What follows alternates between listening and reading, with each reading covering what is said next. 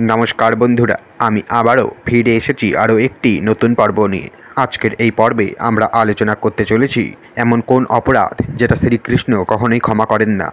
শ্রীকৃষ্ণ বলেছেন, আমি সব অপরাধ সহ্য করি এবং ক্ষমা করি, কিন্তু এই একটি অপরাধ কখনোই ক্ষমা করি না বা সহ্য করি না। কি সেই অপরাধ, তা নিয়ে বিস্তারিত আলোচনা করতে চলেছি। শুরু করার আগে বলে রাখি বন্ধুরা, এরকম ধরনের নানা রকম ভিডিও এই চ্যানেলে আগে থেকে আপলোড করা রয়েছে, সেগুলি চাইলে দেখে আসতে পারেন এবং চ্যানেলটিকে অবশ্য করে সাবস্ক্রাইব করুন।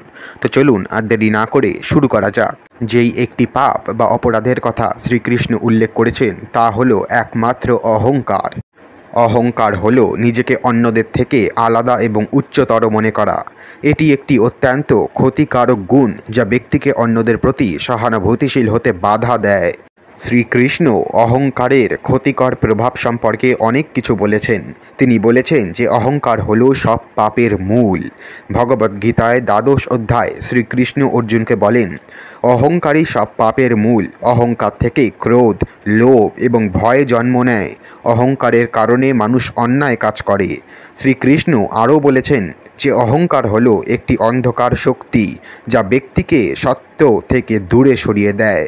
ভগবদ্গীতায় শ্রীকৃষ্ণ অর্জুনকে বলেন যে অহংকার হলো একটি অন্ধকার শক্তি যা ব্যক্তিকে সত্য থেকে দূরে সরিয়ে দেয়। অহংকারের কারণে মানুষ ভুল সিদ্ধান্ত নেয় এবং ভুল কাজ করে। যদি আমরা অহংকারকে জয় করতে পারি তাহলে আমরা অন্যান্য সমস্ত পাপকে জয় করতে পারি।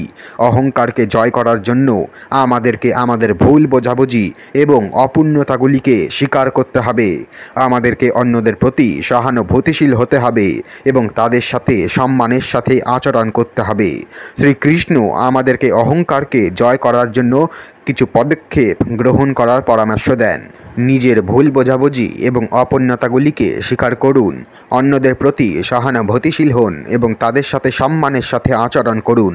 নিজের গুণাবলীর চেয়ে অন্যের গুণাবলীর ওপর বেশি মনোযোগ দিন। নিজের ওপর বেশি জোর দেওয়ার পরিবর্তে ঈশ্বরের ওপর বেশি জোর দিন।